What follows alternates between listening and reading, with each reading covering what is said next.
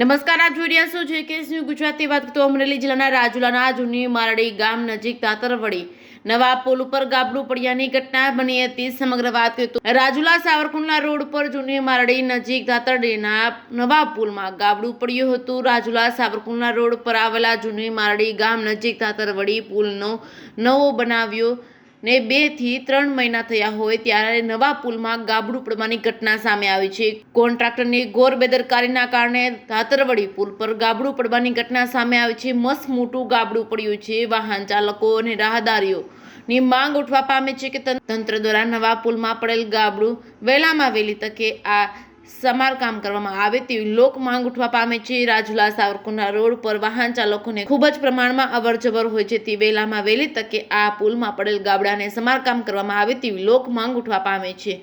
JKS Gujarati સાથે કાળુ શાકરનો જાફરાબાદ.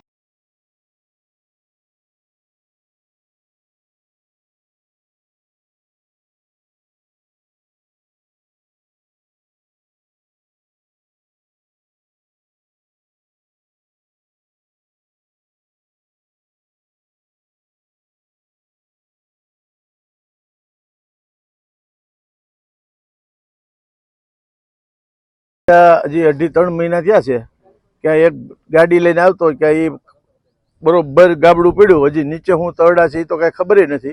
નીચે કાલે પરમદી રિપેર કરતા મને એમ હતું ખાલી રિપેર કરે છે. આજ તો મેં જોયું તો ગાબડું ખુદ પડી ગયું છે અને હાવ ગુણવત્તા વગરનું કામ છે.